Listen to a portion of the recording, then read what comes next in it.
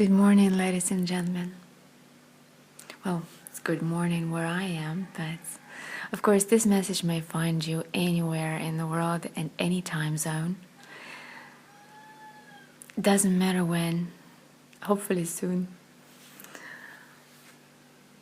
So, if you find that what I'm going to say today resonated somehow with your heart, with your soul, you think there is some wise words there, please share. And let's hope that we can change the world for the better soon.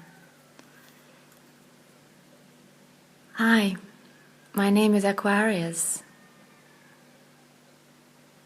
I would like to speak with anyone who has time and who is not ignorant of what is happening right now, what is the current state of affairs in the world on planet Earth.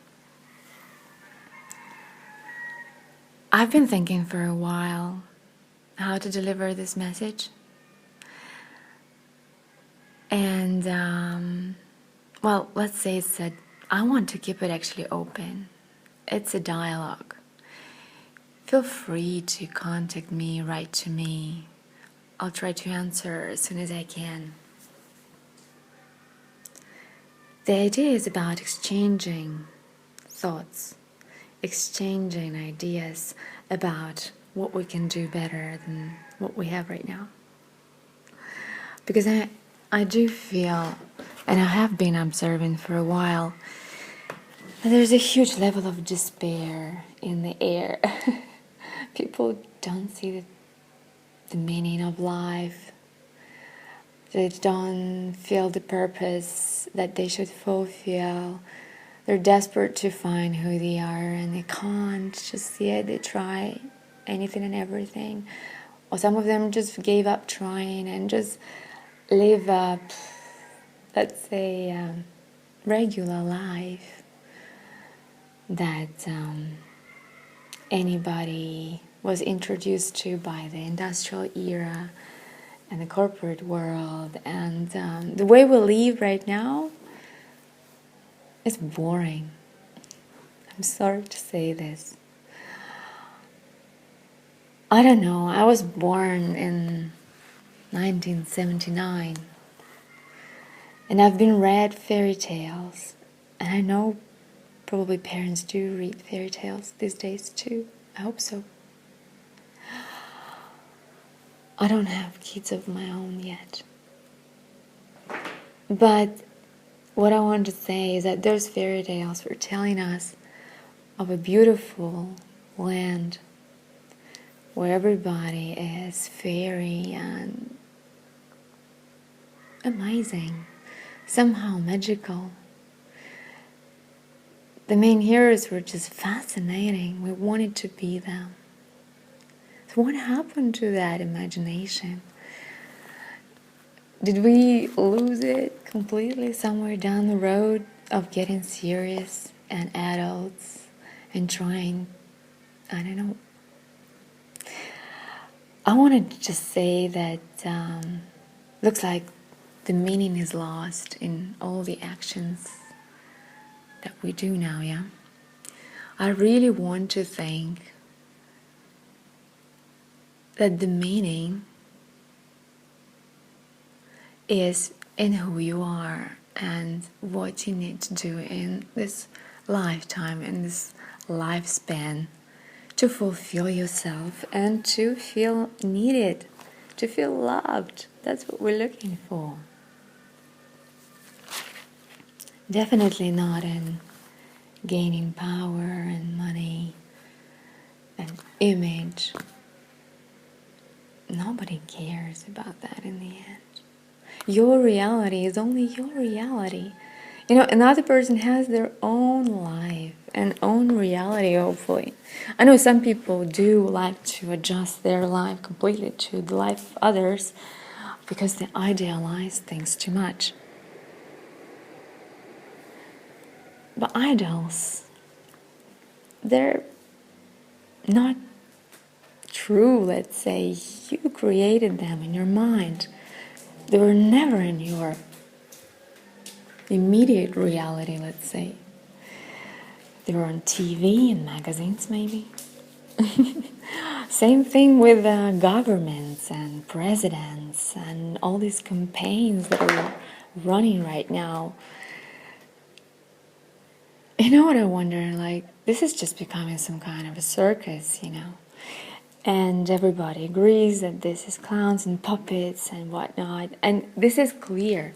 This is clear to everyone now. It's no surprise.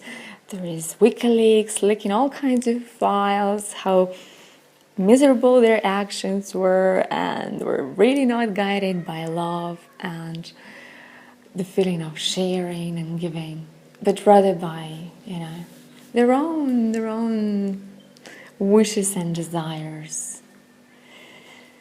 Very personal and intimate in some cases, which shouldn't be, because the idea was, but you know, that's what I always thought. There is nothing universal. There is no unique answer to everything, you know.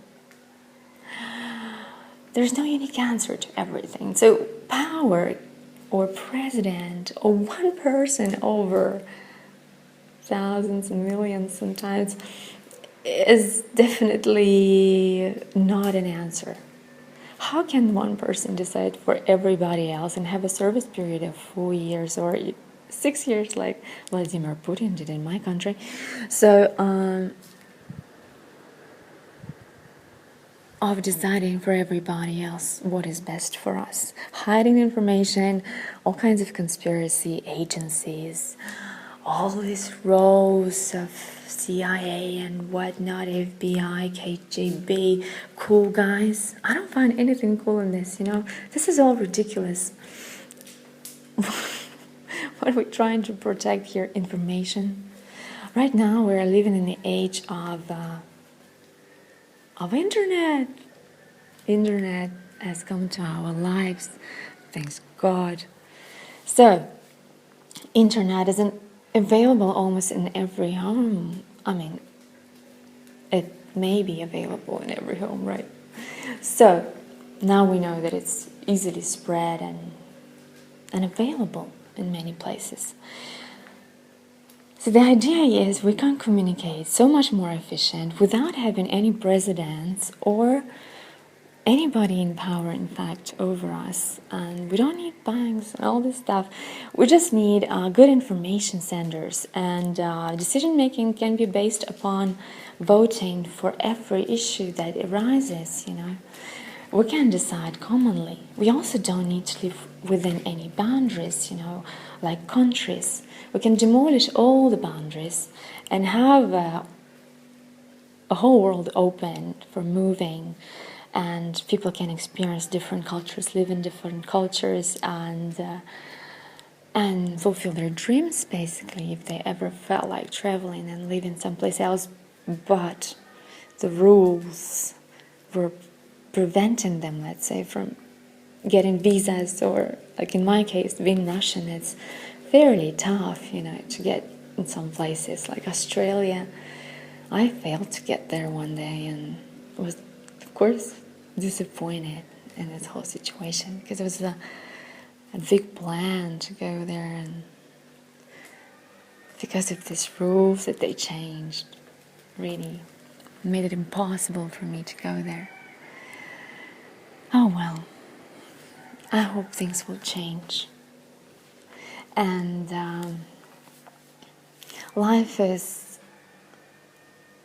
phenomenal, right? We want to experience it to fullest, I'm sure. I mean, I'm sure you don't want to be sitting right now and sobbing over some problem, right? You don't want to be thinking, oh my God, what happened in my life in the past, and I will never get over it. No. You know, the funny thing is that right now the longevity of people has increased, and in many cases people live 100 years, 120 years, even there was an article saying that very soon people will be able to live 200 years. Oh, that's amazing, isn't it? So if we're going to live that long, so how much time is it giving us? Quite a lot, yeah, it's still ahead that we can do with our lives. So why not change things, the way you look at things right now, to a more positive perspective? Yes, I know. It's been said so many times, but nobody really understands what it means to look positively at things. I will explain today about the duality of life. You should understand that life is all about the duality, in fact. There's always black, there's always white. How? Because there's always a choice. A choice of a human, a choice of any creature, in fact, to do good or bad. So, if we are in any kind of life scenario where we have to react to the situation, it's our choice to be negative about it, even if it's striking, if it's shocking, or to process it calmly, stay calm, and respond to it in a dignified, positive manner, or just withdraw yourself from the situation you cannot handle at the moment.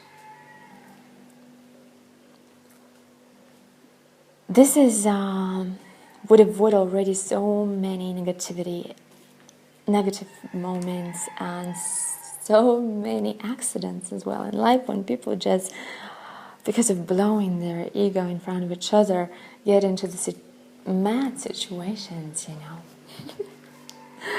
There's one comedian saying, "You didn't love if you didn't want to kill someone." Well, that's not entirely true, you know. If you are on the level of a higher conscience, you don't want to kill anyone. You love everyone. You forgive everyone straight away and forget and move on, you know. You don't look back. Because life goes on. These people live in the moment. These people exist among us. They're enlightened. They're shining. This light is shining through them. You can't miss them. You will be attracted to them straight away. So should you meet one like this, stay with them, learn from them, follow them every step of their way to learn. Do you remember, maybe some of you know, there was this game. It's a 2,000-year-old ancient Vedic game called Leela. Leela is a game of life, and it suggests you to, with a throw of a dice, to understand where you are in life, basically. And when I looked at this game some time ago, it was I think 3-4 years ago, I played it first time, I realized that this is how we should be looking at our lives on a daily basis, basically, in a meditation state. You know, to get yourself a habit to spend, I don't know, at least half an hour. But if you can, as much as you can, there'll be never enough time for yourself to sit down calmly, peacefully, wherever you want, in a relaxed manner, breathing calmly, feeling relaxed, but concentrated, interested, curious kind of state of mind. Ask yourself things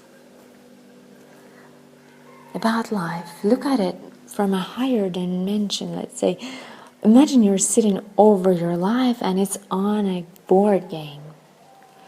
You see your steps that you made before. You see people you lost. You see people you gained. You see how you worked here or there and why you left. And what did you do between? And what were your thoughts? Kind of observe it, sway it over with your conscious. Observe also the feelings that you get through it. Is it a comfortable feeling that you're feeling happy for your life, the way it has been so far? Or do you feel completely your heart is squeezing and in grief because you feel you've been a victim of your life, all your life? Or maybe you feel you don't want to live anymore. Some people do. Well, I can say that there is always a way out. You've heard it so many times, right?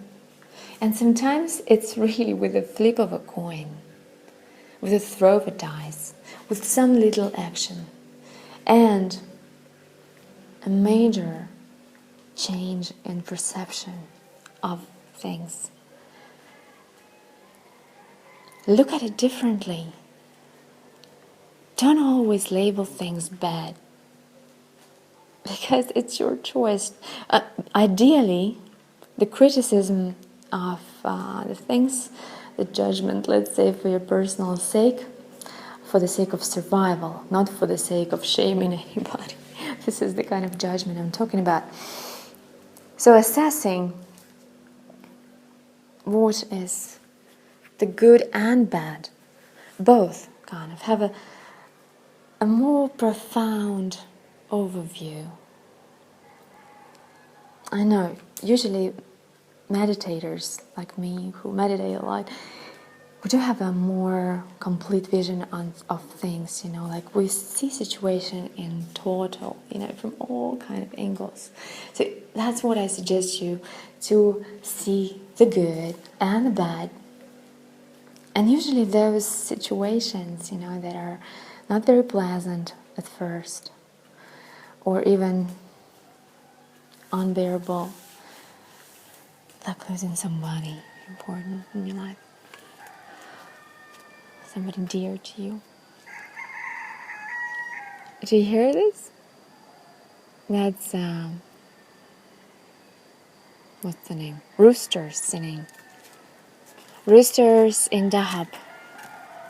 Right now it's around 5 o'clock in the morning, I think.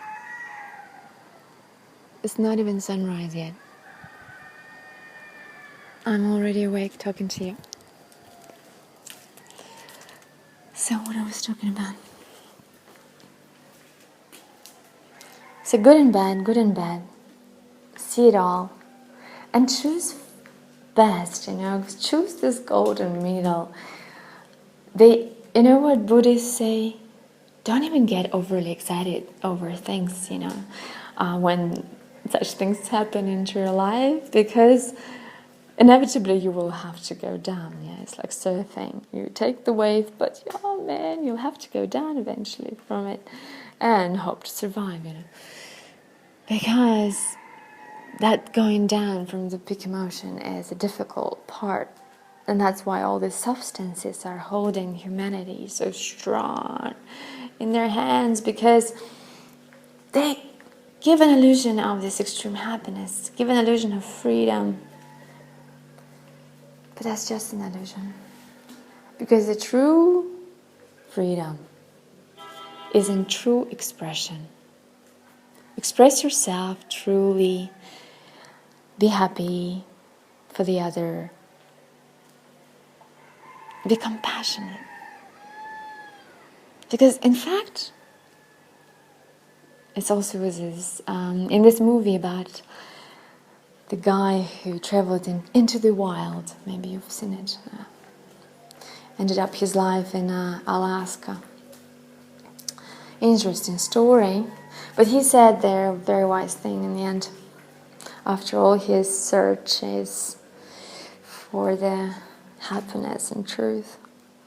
I don't know if he was looking for happiness, that's the thing. But anyway, he said,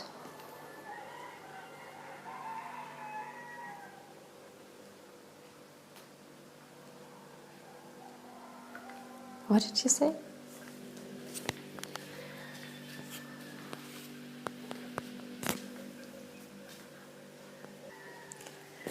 So he said that happiness comes only when it's shared with another.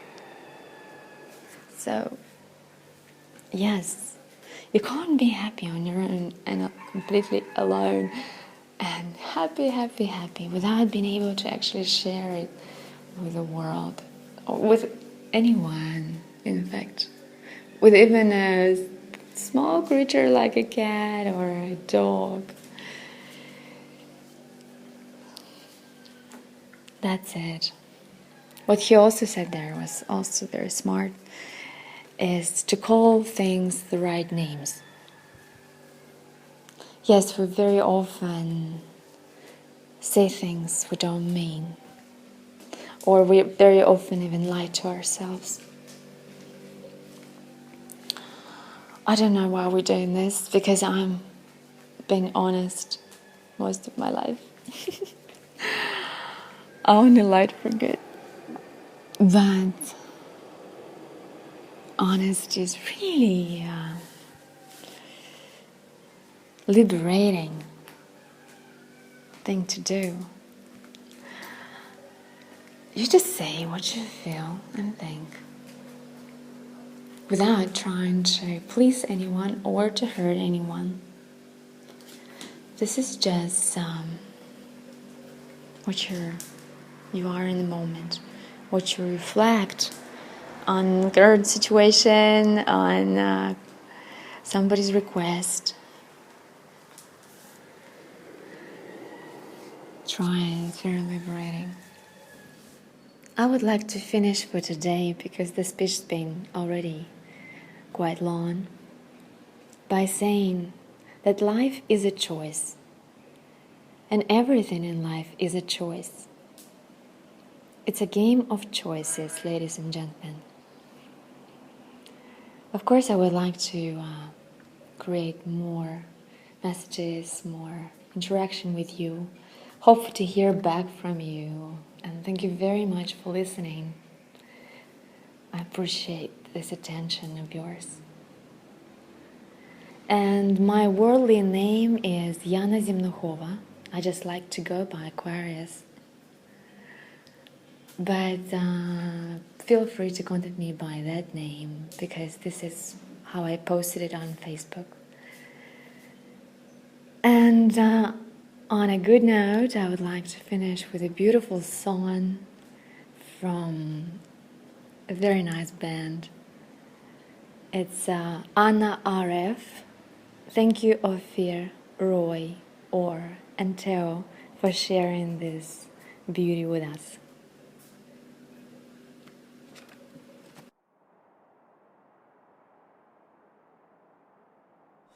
I'm on the way to you. I'm on the way to you.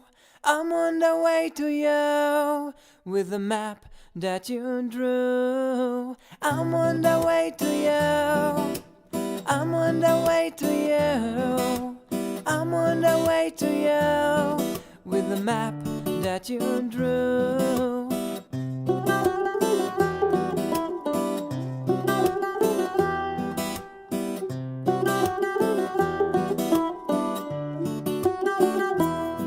From the desert I come, from the land of sand, bringing you my heart so you'll understand.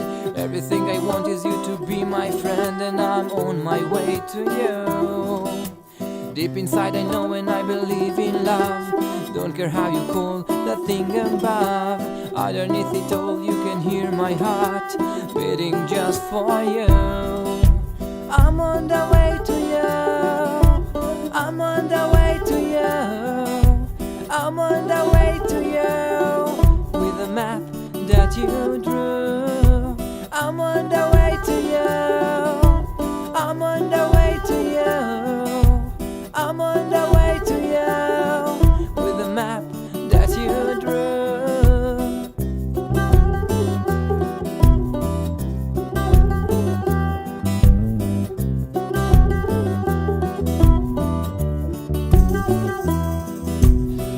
of us